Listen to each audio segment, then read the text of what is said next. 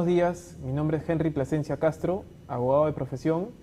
y quiero agradecer mucho al Instituto de Desarrollo Tributario Aduanero Indesta por la invitación,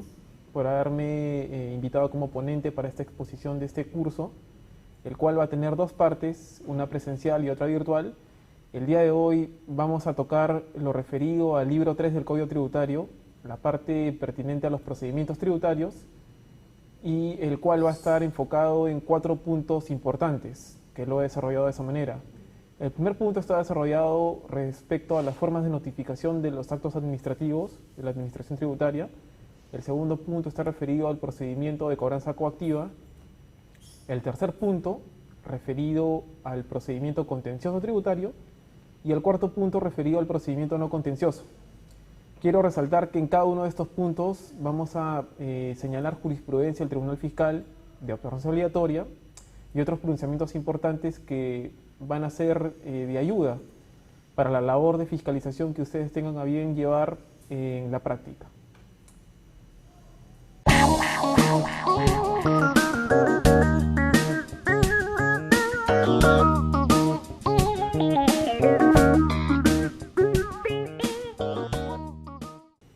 Vamos a empezar tocando este tópico referido al libro 3 del Código Tributario, la parte referida a los procedimientos tributarios, haciendo una breve introducción respecto a la ubicación temática de esta parte del derecho tributario, que es tan importante. De acuerdo a la división o contenido temático del derecho tributario, podemos dividirlo en dos partes fundamentales. Del derecho tributario podemos hablar del derecho tributario propiamente dicho y otros contenidos del derecho tributario que son como unas subespecialidades. Dentro de estas subespecialidades podemos ver el derecho constitucional tributario, el derecho tributario internacional, el derecho tributario procedimental, el administrativo, el penal, y dentro del derecho tributario propiamente dicho podemos ver el derecho tributario sustantivo material y el derecho tributario formal. En lo que respecta al punto que vamos a abordar el día de hoy, la parte referida a los procedimientos tributarios, tenemos que incidir mucho en lo que es el derecho tributario formal. De alguna manera, el derecho tributario sustantivo podríamos definirlo como el qué. ¿Qué cosa es lo que se va a gravar? El derecho tributario formal vendría a ser el cómo.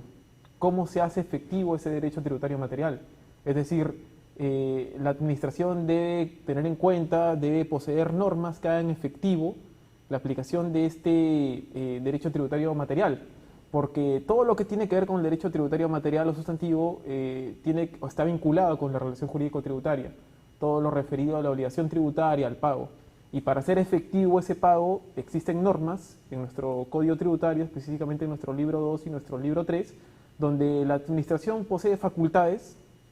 discrecionales, que vamos a ver en un momento, respecto de las cuales van a haber un montón de procedimientos que el contribuyente incluso va a poder ejercer como derecho de defensa ante estas facultades de la administración. Y vamos a ver que estas normas del derecho tributario formal con el derecho tributario procedimental y administrativo muchas veces van a aparecer entremezcladas. Y es tan importante la forma que muchas veces, por ejemplo, cuando un procedimiento de fiscalización ha sido bien efectuado, la determinación es correcta, muchas veces por un tema de forma. Por ejemplo, en el caso de la notificación, si es que un requerimiento ha sido efectuado y respetando el procedimiento legalmente establecido, por ejemplo, se ha otorgado un menor plazo al que legalmente el auditor debe prever, bueno, pues esta fiscalización puede ser nula y puede perder completamente su eficacia. A pesar que el procedimiento de fiscalización esté bien estructurado, por un tema de forma muchas veces la administración puede verse perjudicada en cuanto al pago, en cuanto a lo que finalmente busca el derecho tributario material.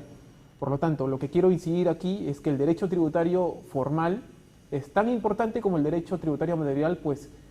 que de esta manera se hace efectivo el primero, ¿correcto? Dentro de las facultades de la administración tributaria, estas facultades que hemos dicho que están contenidas en el libro 2 y que ustedes ya las han podido revisar con el profesor Raggio, podemos ver que la administración goza de una facultad discrecional. Facultad discrecional que está contenida, el concepto de discrecionalidad podemos encontrarlo contenido en el último párrafo del título cuarto del título cuarto del título preliminar del Código Tributario.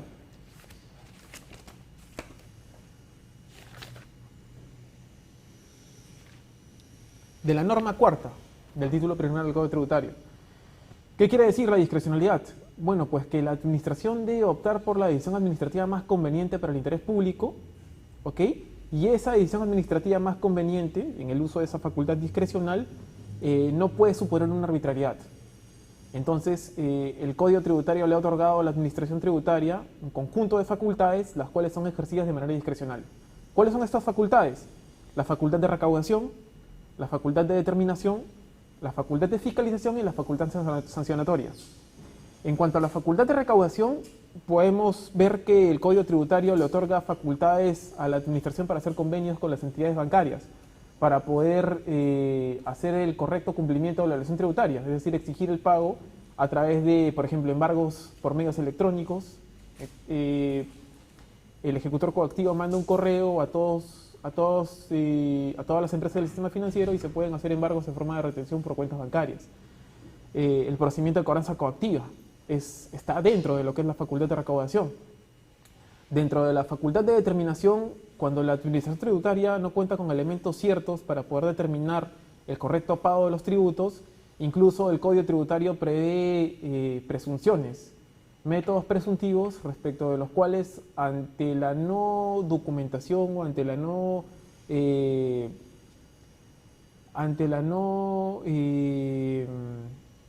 evidencia de documentos, de libros contables, de contabilidad, de documentos sobre los cuales el auditor va a poder determinar la obligación tributaria, el Código Tributario le otorga a la Administración esta facultad de poder presumir la deuda,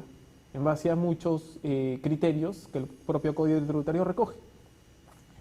La facultad de fiscalización está atada a esta facultad de determinación. Aun cuando la Administración pueda fiscalizar y no determinar deuda, se señala pues que la facultad de fiscalización viene atada a la facultad de determinación, y esta facultad de fiscalización que se ejerce en manera discrecional tiene un inicio y tiene un cierre, y a lo largo de todo ese procedimiento pues se van a cursar requerimientos, los cuales deben respetar las normas procedimentales, las normas referidas a la materia en el reglamento del procedimiento de fiscalización y en el Código Tributario, ante cuyo irrespeto, muchas veces también por un tema de forma, vamos a ver que el auditor puede haber perjudicado su procedimiento de fiscalización si es que no las toma en cuenta. Es muy importante y vamos a ver jurisprudencia al respecto. Y por último, la facultad sancionatoria, que también es ejercida en forma discrecional, tiene que ver con las infracciones, las cuales tienen que ser determinadas de manera objetiva. ¿Por qué de manera objetiva? Porque el contribuyente no podría en ningún caso alegar de repente un tema subjetivo, ¿no? De repente que por que cometió la infracción de repente por una causa no imputable a él, podría argumentar eso. Podría argumentar que de repente se debió a la no presentación de su declaración jurada, a que la computadora en ese momento le estaba fallando. Bueno, pues las infracciones se determinan de manera objetiva y basta con que se haya cumplido lo que dice la norma, el tipo infractor, para que ésta pueda determinarse de manera objetiva. Bien, estas son las facultades de la Administración Tributaria, las cuales quería señalar, porque es a partir de aquí que muchas veces se va a iniciar un procedimiento tributario, sea un procedimiento contencioso o no contencioso, incluso un procedimiento de gobernanza coactiva, y muchas veces vamos a ver que es importante tener en cuenta cómo es que la administración lo está ejerciendo de manera discrecional. En esta parte del curso, vuelvo a repetir, estamos viendo lo que se refiere al libro 3 del Código Tributario. He decidido dividirla en 4 grandes puntos. Primero vamos a hablar del tema de la notificación de los actos administrativos, las formas de notificación de la administración tributaria, aquello que está contenido en el artículo 104 del Código Tributario. Luego, en el punto 2, el procedimiento de cobranza coactiva. En el punto 3, el procedimiento contencioso tributario. Y en el punto 4, el procedimiento no contencioso. El punto 5, en realidad, va a estar disgregado en estos 4 puntos porque respecto de cada uno de ellos vamos a comentar jurisprudencia del Tribunal Fiscal de observancia obligatoria, y otra que, si bien es cierto, no es de observancia, pues es un criterio reiterado por el Tribunal Fiscal. Con lo cual, mi interés es traerlas a la mesa, porque en la práctica bueno, pues les van a ser muy útiles en sus procedimientos de fiscalización y tienen que tenerlo en cuenta porque muchas veces el criterio de la administración difiere del criterio del tribunal fiscal. Entonces es importante que lo sepan. En cuanto al primer punto, el tema de la notificación de los actos administrativos de la SUNAT, de la administración tributaria, porque también pueden ser otras administraciones, por ejemplo el SAT, las municipalidades, bueno, pues tiene que respetarse esta forma de poner en conocimiento los actos administrativos al contribuyente. Es decir, si bien es cierto un acto administrativo puede ser válido desde el momento de su emisión, no va a poder ser exigible al contribuyente hasta que no haya una puesta en conocimiento. Y es precisamente este tema formal el que traigo a la mesa el día de hoy para poder resaltar nuevamente la importancia del derecho tributario formal o administrativo. El artículo 103 del Código Tributario nos señala que los actos de la administración tributaria deben ser motivados y constarán en respectivos instrumentos o documentos. Normalmente o generalmente deben ser expresados por escrito, salvo que la norma, de acuerdo a la naturaleza jurídica, le otorgue un tratamiento distinto. Pero esto es la forma del acto administrativo y debe ser, como repito, puesto en conocimiento del contribuyente, porque es precisamente que a través del conocimiento de este acto administrativo el contribuyente va a poder ejercer los medios de defensa correspondientes. Para la validez y eficacia del acto administrativo, tenemos que tener en cuenta, lo que ya les he señalado, que los actos administrativos son válidos aún cuando no hayan sido notificados. Sin embargo, al momento de su notificación, tienen por objeto poner en conocimiento del administrado aquellas decisiones que puedan afectarlo, precisamente para que pueda ejercer sus medios de defensa, su derecho de defensa. Y la notificación es un requisito para la eficacia del acto, es decir, si bien es cierto es válido, no va a poder ser efectivo hasta que no haya sido puesto en conocimiento del contribuyente. Respecto a las formas de notificación que recoge nuestro Código Tributario, vamos a poder ver que la administración, dependiendo del caso, indistintamente va a poder recurrir a cualquiera de estas formas de notificación, las cuales tienen que cumplir con determinados requisitos para que se considere válida la diligencia de notificación. El artículo 104 del Código Tributario nos dice lo siguiente: la notificación de los actos administrativos se realizará indistintamente por cualquiera de las siguientes formas. La primera, señores, es aquella que está referida al correo certificado o mensajero. Es conocida también como acuse de recibo. Es decir, el contribuyente o la persona que se encuentre en ese momento en el domicilio fiscal va a recepcionar el documento y el acto se va a considerar válidamente notificado con la mera recepción del documento, donde quien recibe el mismo va a tener que consignar sus datos, su DNI, su nombre, y aun cuando no señale el documento de identidad, bueno, pues el notificador va a tener que dejar sentado eso en el documento, que no se exhiba el DNI, porque hay incluso jurisprudencia del Tribunal Fiscal que señala que cuando el documento de identidad no es, o sea, el cotejado en RENIEC no es el que dice ser en el documento de notificación, pues hay un acto ahí que le resta fehaciencia a la diligencia de notificación, con lo cual el acto administrativo, si bien es cierto, está bien emitido, es válido, al no haber sido puesto en conocimiento del contribuyente de la manera adecuada, no podría ser efectivo, ¿correcto? Pero en el inciso A del artículo 104 no solamente encontramos el acuse de recibo, ¿no es cierto? También encontramos otra forma válida que es la certificación de la negativa a la recepción, es decir, si la persona que se encuentra en el domicilio fiscal en ese momento se niega a recibir el documento, bueno, pues el notificador tendrá que dejar cuenta de ello en el documento y señalar que al haber una certificación de la negativa a la recepción, ese documento ha sido válidamente notificado. Sin embargo, vuelvo a repetir, hay requisitos que tienen que cumplirse para que este acto sea reputado válido, esta notificación. Existen también otras formas de notificar los actos administrativos. Tenemos, por ejemplo, aquellas que son mediante sistemas de comunicación electrónicos. Por ejemplo, por correo electrónico. La administración puede notificar al contribuyente en el buzón SOL, SUNAT Operaciones en Línea, y esta recepción del mail por parte del contribuyente, por parte del administrado, también se reputará válidamente notificado en su momento. Como vuelvo a repetir, en el inciso A del artículo 104 del Código Tributario se tienen que respetar determinados requisitos. La norma lo señala de esta manera. En el acuse de recibo, que es el documento donde va a ir sentada la diligencia de notificación, la constancia de los hechos del acto notificado, debe contener como mínimo, dice el Código Tributario, los apellidos y nombres, denominación o razón social del deudor tributario, el número de RUC del deudor tributario, el número de documento que se notifica y el nombre de quien recibe y su firma o la constancia de la negativa a la recepción y la fecha en que se realiza la notificación. Ante el irrespeto de cualquiera de estos requisitos, señores, el acto se va a tomar como no notificado o como que la diligencia de notificación está mal notificada o que le resta fehaciencia. Por lo tanto, es importante que el mensajero, quien haga la diligencia de notificación, tenga en cuenta estos requisitos. Es más, la administración tributaria debe capacitar previamente a estas personas para poder hacer la diligencia, porque muchas veces vamos a ver que por un tema de forma, incluso procedimientos de cobranza coactiva dejan de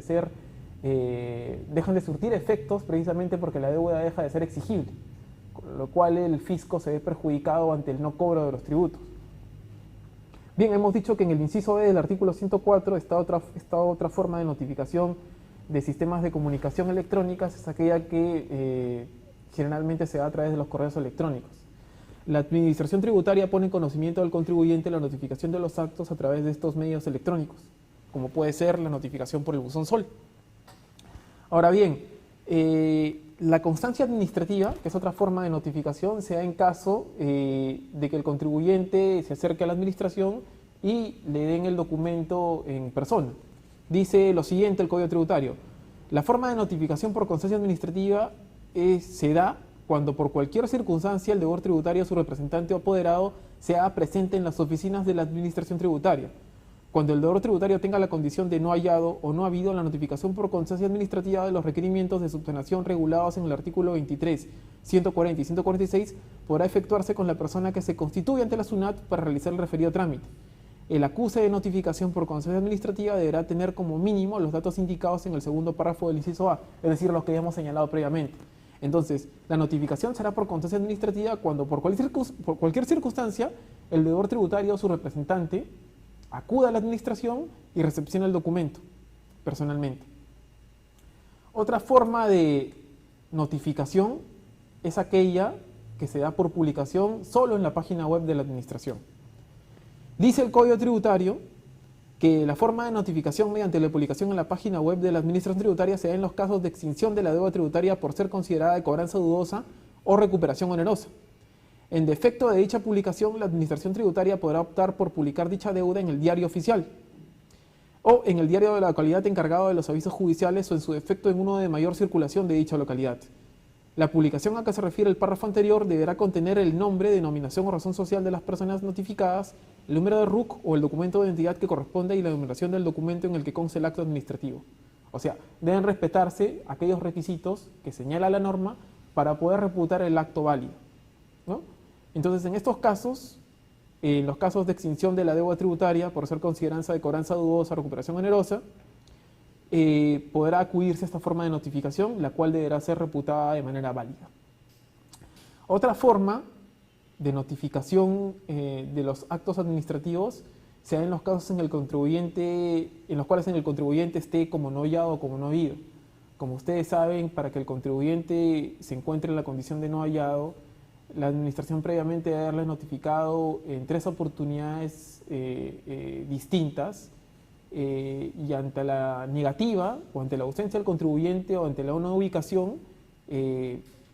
basta con que se den esas 3 oportunidades para que se le repute como no hallado.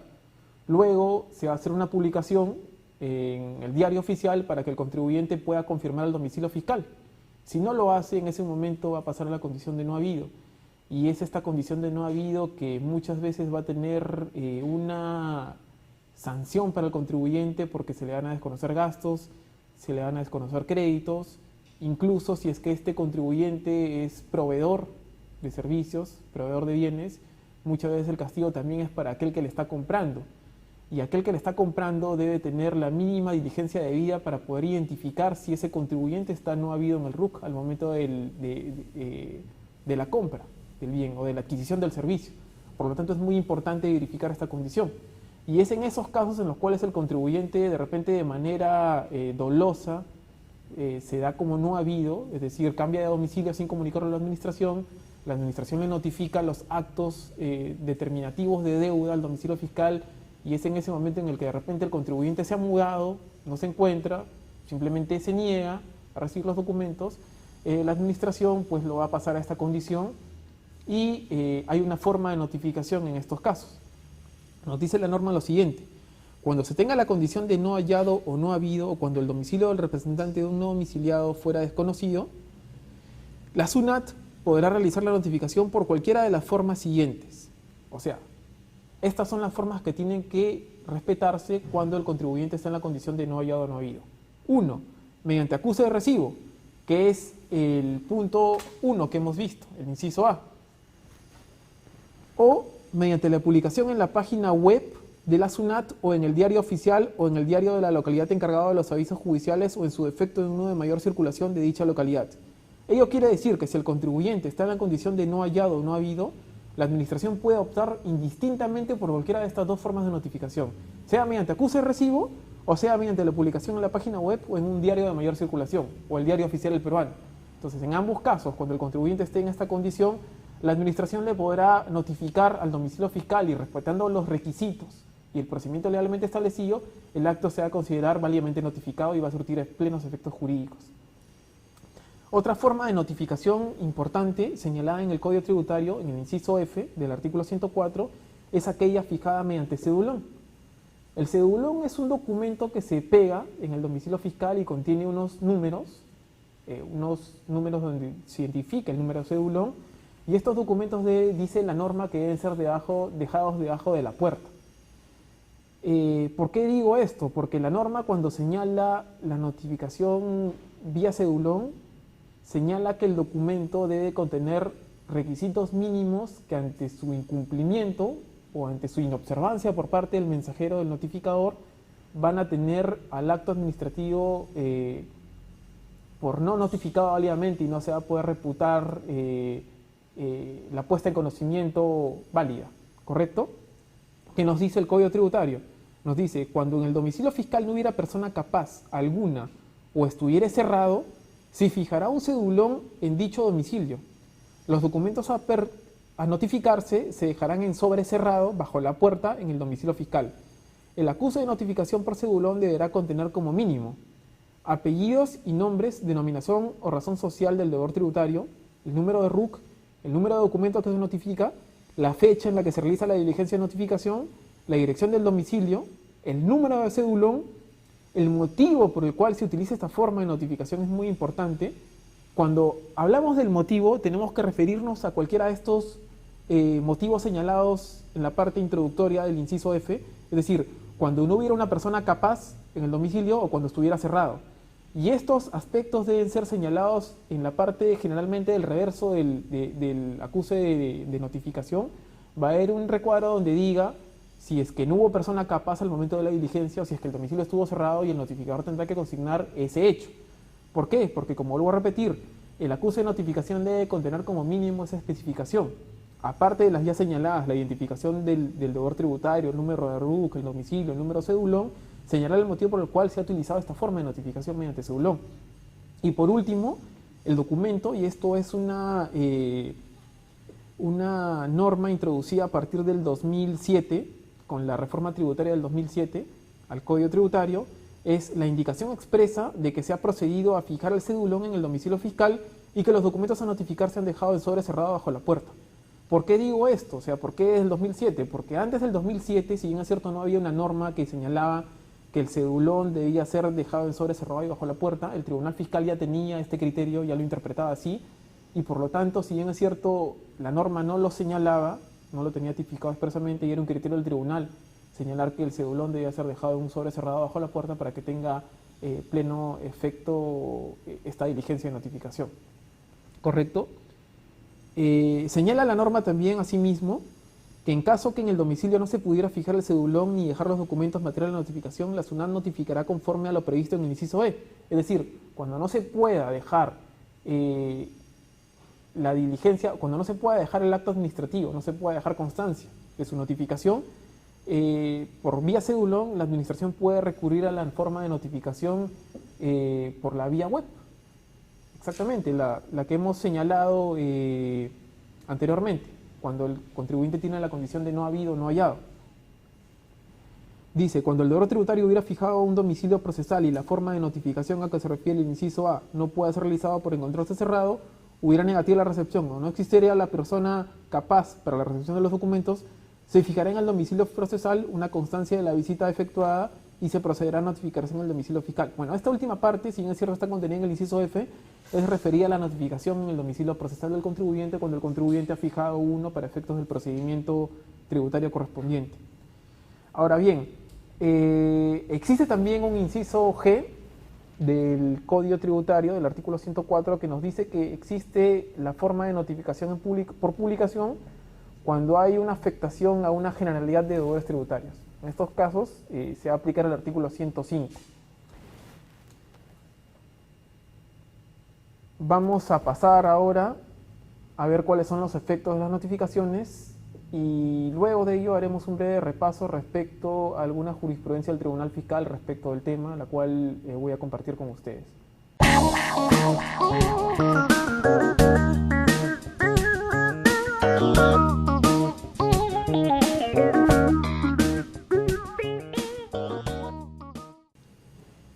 Continuando con esta exposición, nos referíamos a los efectos de las notificaciones de los actos administrativos para poder tener una puesta en conocimiento del contribuyente aquello que la administración quiere comunicar. Quiero señalar que el Código Tributario indica lo siguiente.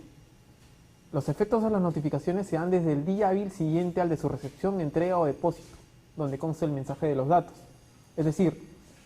los efectos de las notificaciones por lo general, de modo general, se dan al día siguiente que son notificados. Si la SUNAT me notificó el día de hoy un orden de pago, esta no va a surtir efectos sino a partir del día siguiente de que haya sido dejada en mi domicilio fiscal. Dice también el código que es desde el día hábil siguiente a la publicación o incorporación a la página web, cuando es una de las formas de notificación por web, tal y como lo hemos visto en el inciso E. La entrega del documento donde conste el acto administrativo notificado puede verificarse con posterioridad. Desde la última publicación para los casos que solo se publican por página web y para los casos en que por culpa del deudor no se puede aplicar el procedimiento de no hallado y no habido, es desde la última publicación, ¿no? Como vuelvo a repetir. Y por último, existe un aspecto importante que es la notificación tácita. Que si bien es cierto, por ejemplo, un contribuyente podría argumentar que no ha sido válidamente notificado con un valor, con una resolución de ejecución coactiva, o con cualquier documento que la administración haya señalado que sí fue puesto en conocimiento del contribuyente, el hecho de que el contribuyente alegue de repente que no fue notificado, pero en la práctica el acto de gestión o el acto de conocimiento del contribuyente, por ejemplo, con un recurso de reclamación o con la presentación de un recurso de queja, supone que el contribuyente sí tomó conocimiento de este acto, ello supone una notificación tácita, la cual va a surtir efectos desde el momento en el que el contribuyente ponga en práctica este respectivo acto o gestión de la puesta en conocimiento del acto administrativo. ¿Correcto? Es decir, si el documento fue notificado en enero del 2013 y el contribuyente presenta un recurso de reclamación el día de hoy, ya incluso de manera extemporánea, la administración tomará bien notificado, si la diligencia se llevó y respetando el procedimiento legalmente establecido, es decir, por ejemplo, era la notificación por cedulón, pero no se fijó el número de cedulón, se entendería pues que ese acto no fue bien notificado en principio, pero la sola puesta en conocimiento con el recurso de reclamación haría esa notificación tácita que el acto administrativo surtiera plenos efectos. Ok, si bien es cierto, la regla general nos señala que los actos administrativos surten efecto a partir del día siguiente de su publicación, de su notificación, hay una excepción a la regla. Y es que hay algunos actos administrativos que surten efecto desde el mismo día en que son notificados al contribuyente. ¿Y cuáles son estos documentos? El artículo 106 nos dice, que habla acerca de los efectos de las notificaciones, que las resoluciones que ordenan trabar medidas cautelares, requerimientos de exhibición de libros, registros y documentación sustentatoria de operaciones de adquisiciones y ventas que se deban llevar conforme a las disposiciones pertinentes y los demás actos que se realicen en forma inmediata conforme al Código Tributario van a surtir efectos desde el mismo día en que son notificados. Por ejemplo, la toma de inventarios, el arqueo de caja, las inmovilizaciones, el requerimiento de libros y registros contables en un procedimiento de fiscalización, en el momento en el que el contribuyente reciba el requerimiento por parte de la administración solicitándole la exhibición de esa información, va a surtir plenos efectos desde ese momento. Es una excepción que está vigente desde el 2004 con la reforma tributaria que se hiciera en aquella época al Código Tributario. Muy bien, en esta parte queremos señalar algunos ejemplos de las formas de notificación de la administración tributaria para que podamos ver cómo es que se lleva a cabo en la práctica. En este caso, bueno, he escaneado un acuse de notificación de la administración. Obviamente se han borrado los datos que no tienen por qué verse por un tema de reserva tributaria. En este caso estamos frente a un acuse de recibo, que es lo que hemos señalado en el inciso A del artículo 104 del Código Tributario. Si vemos la norma, nos dice que un acto administrativo es válidamente notificado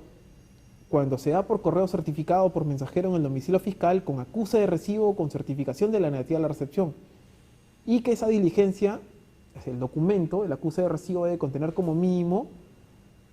los apellidos y nombres o denominación o razón social del deudor tributario. En este caso, es obvio que está indicado el número de RUC, está señalada la razón social del contribuyente, está también indicado el nombre de la persona que lo recibe, su documento de identidad y la fecha de la notificación, ¿correcto? Entonces, en este caso, es más, ustedes pueden apreciar que en el documento se ha señalado con una X que no exhibió el documento de identidad. Ello quiere decir que si el número de identidad, que en este caso es el 41, 49, 19, 99, no existiera, si es que el notificador dejó evidencia en este documento, en este acuse de recibo, que el receptor, la persona que recibió el documento, no exhibió el documento de identidad, este acto se reputará válidamente notificado. Si el documento constatado con la información de RENIEC nos llevara a verificar en el cruce de información que ese documento no existe, pero el notificador no ha dejado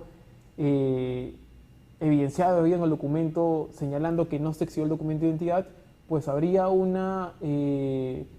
acto que le restaría fehaciencia a la diligencia de notificación y por lo tanto no se podría reputar válidamente notificado. Asimismo, es importante señalar que muchas veces la administración en estos documentos, vemos la parte de acá, coloca dos pestañas, una que habla acerca del acuse de recibo y el acuse de notificación.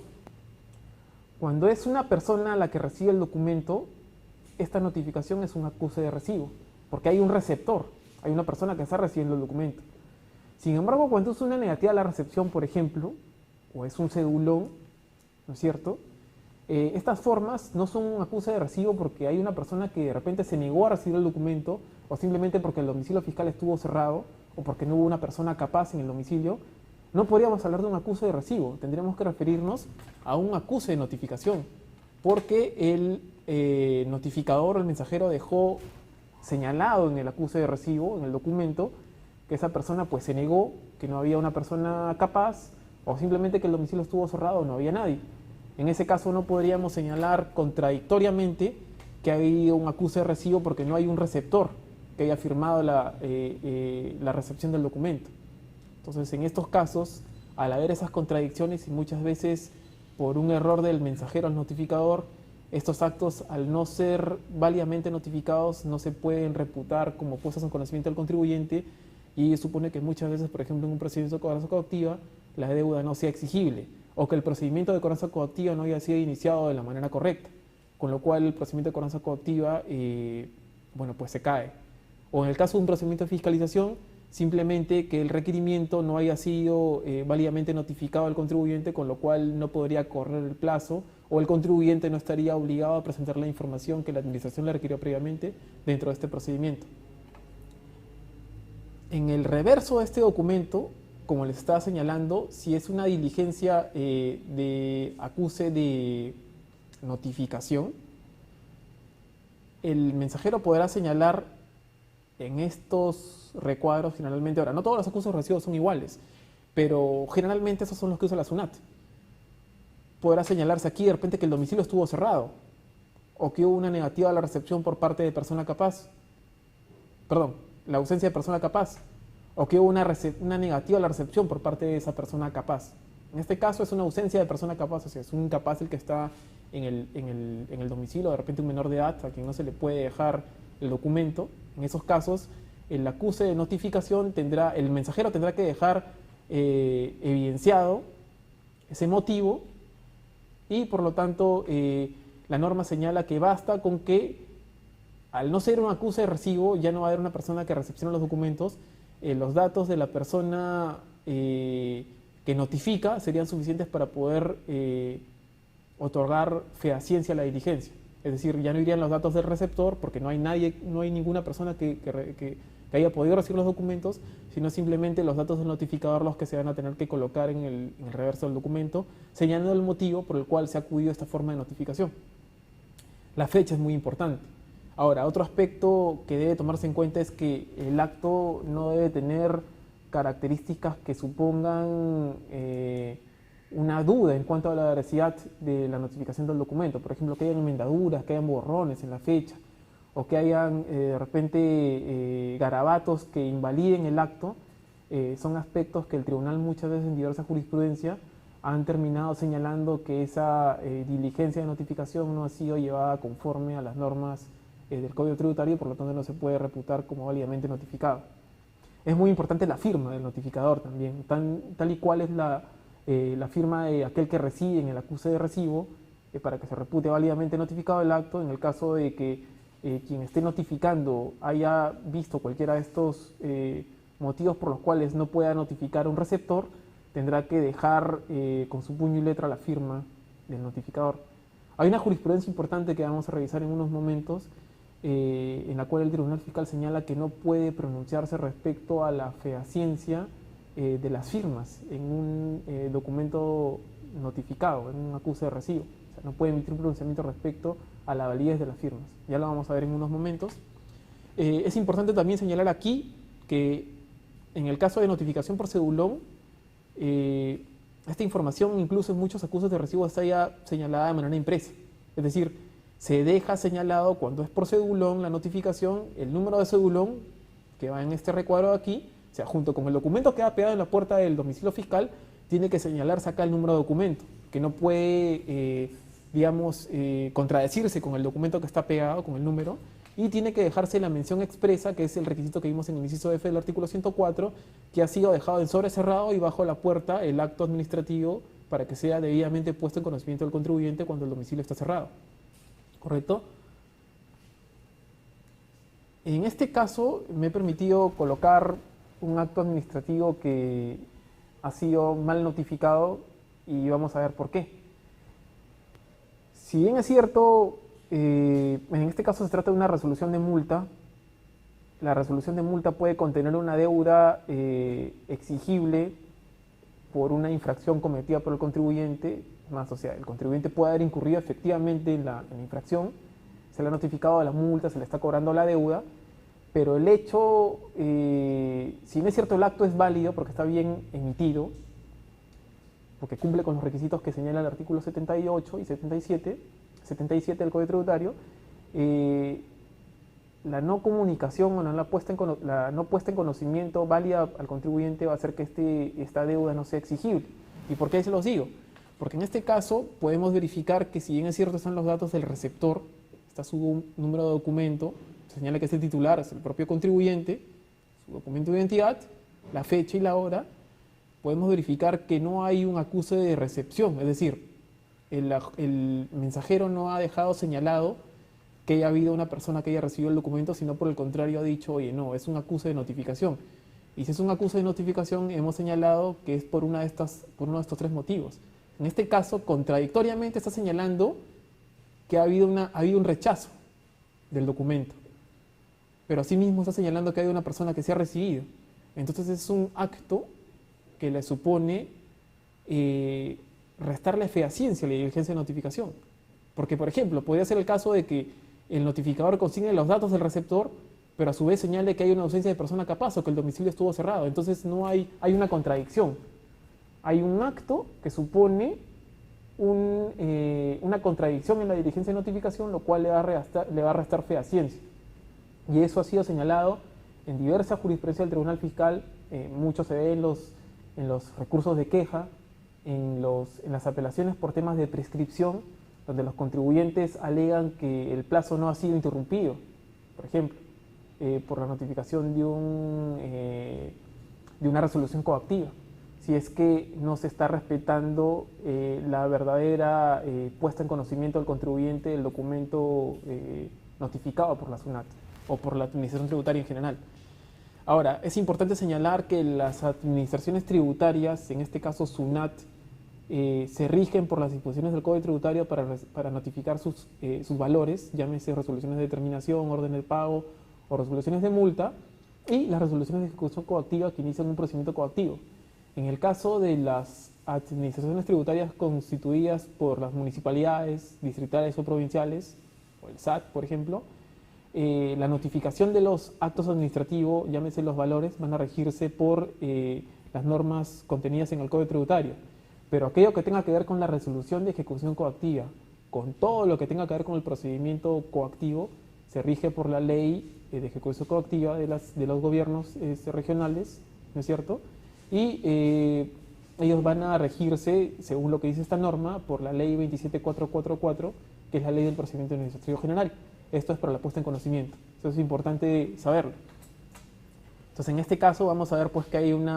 acto que le resta fehaciencia a la diligencia de notificación, con lo cual no podría reputarse como válidamente notificado al contribuyente. Para cerrar este tema vamos a señalar una jurisprudencia del Tribunal Fiscal. Vamos a cerrar esta parte 1,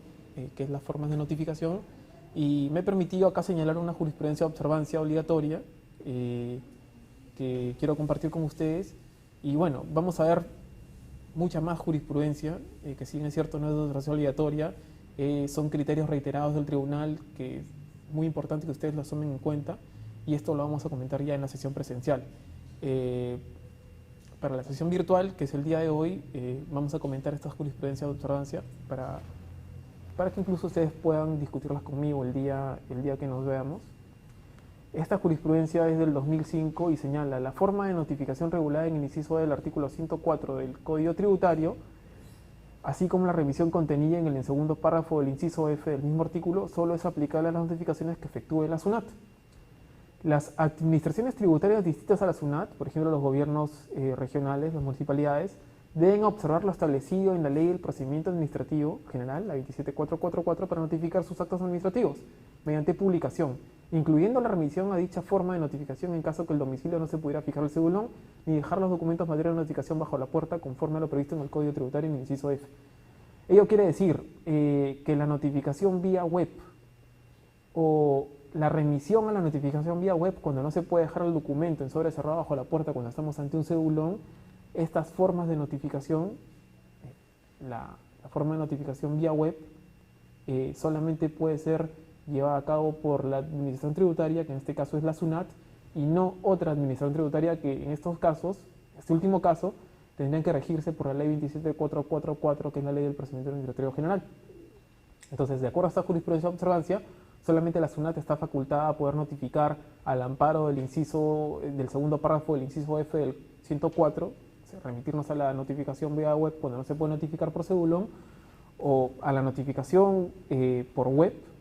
¿no es cierto?, que está en el inciso E, cuando el contribuyente está como no habido, como no hallado, o mediante publicación en el diario oficial, solamente para los casos en los cuales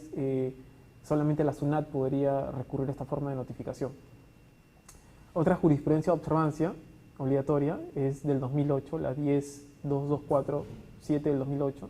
nos dice, de acuerdo con lo dispuesto en el inciso A del artículo 104 del Código Tributario, es válida la notificación de los actos administrativos cuando en la constancia de la negativa de la recepción se consigna adicionalmente que se fijó un cedulón en el domicilio fiscal. Y claro, no deja de tener certeza, porque en estos casos vemos que es un acuse de notificación. Es decir, si yo como mensajero estoy colocando que ha habido un rechazo por parte del receptor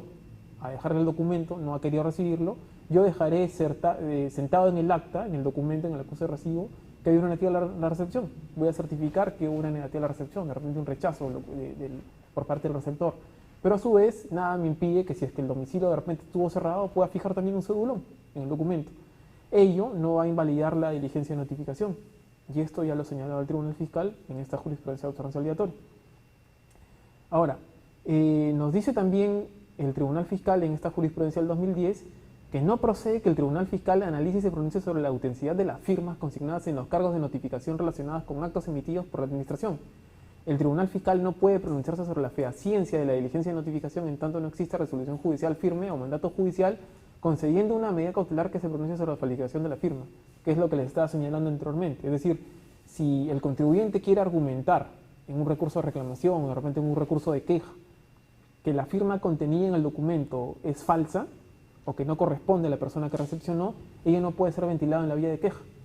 No puede ser ventilado en el procedimiento contencioso porque el Tribunal Fiscal no es competente. Tendría que haber un pronunciamiento judicial al respecto donde se señale si es que la firma, o una autenticación de la firma para verificar si es que le corresponde o no al contribuyente, pero no es un aspecto que el contribuyente podría argumentar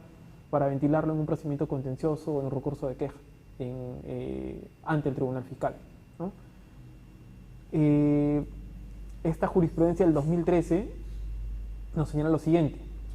que asimismo el último párrafo del mismo inciso, me refiero al inciso A del artículo 104 del Código Tributario, dice que la notificación con certificación de la negativa de la recepción se entiende realizada cuando el deudor tributario